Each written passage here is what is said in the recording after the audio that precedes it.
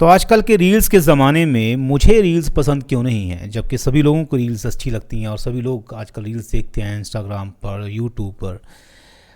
Reels मुझे इस तरह से लगती हैं कि उनमें कोई वैल्यू नहीं होती। रील्स आप एक देखते हो हंसते हो, दूसरी देखते हो फिर वो अलग इमोशन होता है, फिर कुछ देखते हो वो एक ब्रॉड एक जो एक्सपीरियंस होता है वो आपको रील्स नहीं देती। जो एक ब्रॉड एक्सपीरियंस आपको एक बुक पढ़ने से आ सकता है, एक अच्छी मूवी देखने से आ सकता है, एक अच्छी डॉक्यूमेंट्री देखने से आ सकता है। वो जो कड़ियाँ होती हैं वो जुड़ती हैं, आपने जो आधा घंटा जो 1 घंटा पहले देखा था वो रिलेट होता है अभी, तो वो एक्सपीरियंस बड़ा ब्रॉड हो जाता है। और वो बाद में भी आपने कई बार एक्सपीरियंस किया होगा कि आपने कोई अच्छी मूवी देखी, 1 दिन तक 2 दिन तक आप पर उसका असर रहा। तो ऐसा नहीं होता कि आप देखा और भूल गया। रील्स में ऐसा होता है आप देखे और भूल गए। मुझे रील्स ऐसा लगते हैं जैसे सपना हो। तो सपने नींद में होना कैसे अच्छा लगता है। हाँ, किसी को लग भी सकता है, पर मुझे तो नहीं लगता। मुझे तो सपने अगर अपनी ज़िंदगी सपने जैसी लगने लग जाए तो बड़ा मैं मुश्किल में पड़ जाऊँगा। ये बीमारी भी है जिनको वो दवाइयाँ लेते हैं इसकी, जिनको अब ज़िंदगी सपनों जैसी लगने लग जाती है। तो मुझे वो नहीं चाहिए। मुझे वाकई में ऐसा लगता है कि जैसे मैं सपने में हूँ, एक चीज़ देखी। सपने में क्या होता है, हम कड़ियाँ नहीं जोड़ पाते एक चीज़ से दूसरी चीज़। हम अभी कहीं और बैठे हैं सपने में, हम हंस रहे हैं और दूसरे ही मोमेंट हम सपने में कहीं और होते हैं, और हमारा दिमाग कड़ियाँ नहीं जोड़ पाता कि ये क्या हो रहा है, क्योंकि हमारा लॉजिक सिस्टम डाउन होता है। तो रील्स देखते वक्त मुझे सपनों जैसा ही महसूस होता है कि जैसे मैं सपना देख रहा हूँ। पर रियल एंटरटेनमेंट जो होता है उसमें ऐसा नहीं होता, या रियल जो एक्सपीरियंस होता है वो बड़ा ब्रॉड होता है, उसमें आपकी मेमोरी इन्वॉल्व होती है।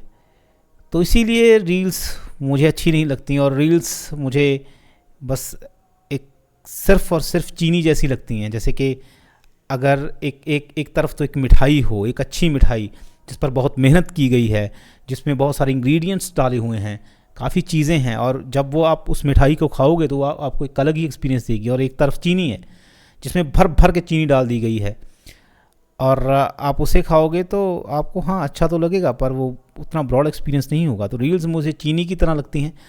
और दूसरी चीज़ों में हाँ वो उतना ज़्यादा नहीं होता जो रील्स में कूट कर भर देते हैं लोग के अभी ये होगा, अभी कुछ और होगा, अभी कुछ और होगा। तो वो ऐसे देखते रहते हैं क्या होगा क्या होगा क्या होगा। पर आप हो सकता है आप आराम से बैठे हो, रिलैक्स होकर बैठे हो, इस तरह से कोई चीज़ देख रहे हो, और आधे घंटे बाद जाकर आपको कोई अच्छा एक्सपीरियंस देने लगे। ये वैसे ही है जैसे देसी और एक बार जो महंगी शराब होती है उसमें होता है। देसी शराब आपको हो सकता है एकदम से चढ़ जाए और एकदम से उतर जाए, पर वो सस्ती होती है।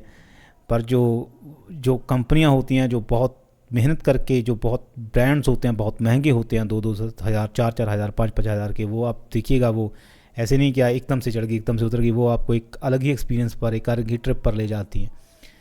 तो इसीलिए वो महंगी हैं, और इसीलिए चीज़ें जो हैं या एक्सपीरियंसेस जो हैं वो सिर्फ ये नहीं होता कि बार बार उसको बस एक तरह से।